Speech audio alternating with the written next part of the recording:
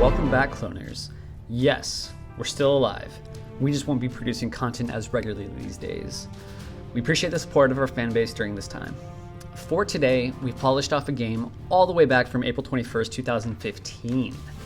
It's been so long I was considering not even doing this one anymore, but I always did like this gameplay, and as Usurper is my favorite format, I figured why not. Usurper, where everyone has a hidden agenda. Today we have Xenagos, god of Revels, one of the most powerful commanders there is, as the king. Then among the rest of the table, 2 assassins, 1 guard, 1 traitor. To the camera right of the king is Rafika the Many. Then we have Edric, Spymaster of Trust, Nekuzar the Mindraiser, and Horde of Notions.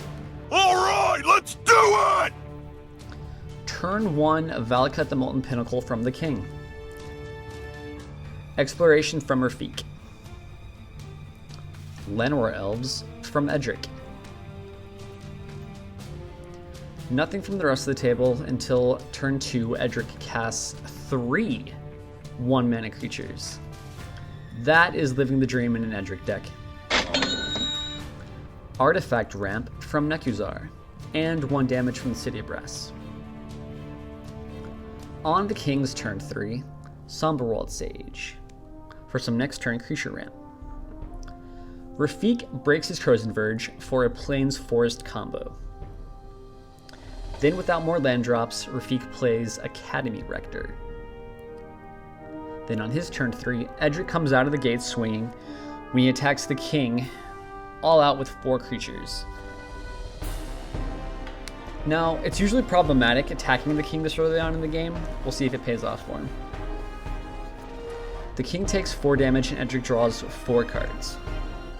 Nekuzar then gets into the game pretty aggressively when he casts Soul Ring into the other legal talisman for his colors, and also casts Liliana's Caress, which will punish the rest of the table when and should they discard. He takes another brass damage. Horde casts Illidamir's Call to get Oracle Amaldiah. Nothing from the Horde on his turn, and then Xenagos, god of Revels, from the king on his turn 4. Qasali Pride Mage from Rafik. Edric then attacks the king for 4 and draws 3 cards. Edric then plays 2 additional lands among his creatures that allow him to do so. He then takes an extra turn with Temporal Manipulation. That deck is not fair. He then attacks the king for 5 on his next turn and draws 4 cards, playing 2 more lands. Edric discards 2 cards at the end step and takes 4 damage from Nekuzar's enchantment. Nekuzar goes for the throat Edric and then casts Inferno Titan, taking a total of 3 damage. But Rafik casts Mana Drain to counter Inferno Titan. This game is not boding well for the king. Explosive Vegetation from Horde of Notions, who is not doing much at the moment. Scourge of the Throne from the king, who then attacks Rob, triggering the Dethrone as well as the extra turn effect, as well as Xenagos' ability. But it doesn't matter since Edric has all the mana and 7 cards in hand, so he is ready with Unsummon. Rafik has 6 colorless mana on his main phase from Mana Drain, which he uses to cast 2 6-mana spells, Sun Titan, and Consecrated Sphinx. He takes 1 from City Brass. Qasali Pride Mage then attacks the king for 3. Edric recasts his commander, and then attacks the king and gets through for 2 damage, drawing that many cards. And Rob draws twice that many cards. It should be pretty clear at this point that both Rafik and Edric are the assassins. Edric discards and takes another 2 damage. Nekuzar casts his commander and Wayfarer's Bauble, and uses it, taking 1 damage. Just draws 2 cards on his turn, also taking 2 damage. Rob draws 4 and takes 4. Horde then saves the day by casting Austere Command, choosing to destroy all creatures. I don't think Edric's deck has counterspells. Rafiq's Academy Rector dies getting Future Sight.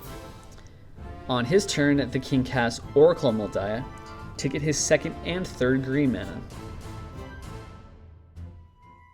He then casts Magus of the Moon. He then attacks Rafiq for 4 damage, and Edric bounces Magus of the Moon with Cyclonic Rift to help out Rafiq.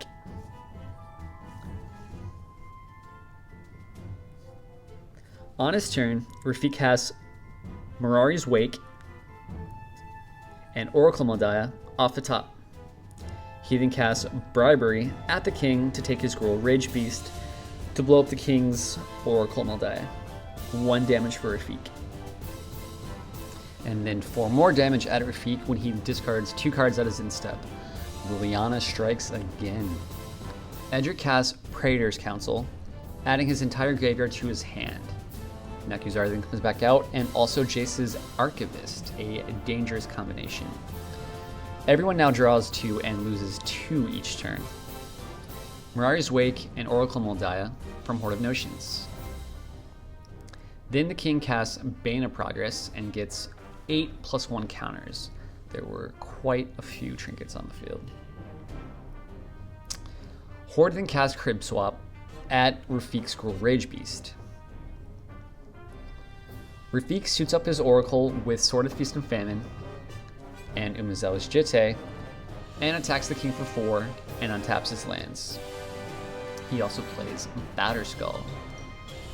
On Edric's turn, he figures he can either set up another defense, but instead he just decides to cast Time Warp on Rafiq since he has much more going on his field at the moment. Then on Rafiq's extra turn, Rafiq Commander comes out, the counters come off of the Jitte, giving the Oracle +4, and then the Oracle is able to double strike damage kill the king with the assist from Rafiq. Okay, that's the game. Here the king was hampered pretty harshly by the fact that both the assassins had turns immediately after him, meaning that the traitor and the guard were always at least 1 step behind him. That and the fact that they were just not as fast at the gate as both Rafiq and Edric were. That was a really strong start for Edric. Yeah, casting 3 creatures on turn 2 is pretty brutal, especially when there's not enough wrath effects to mitigate it. The game slowed down during the mid-game, what with Horde of Notions casting Austere Command, but it was still over pretty quickly. Okay, that's the game. I hope you guys enjoyed. Not sure when we'll get around to doing another gameplay, but I hope you enjoyed this one for now, and visit us again in the near future. Hopefully we'll have a gameplay at that point. Alright, thanks for watching, guys.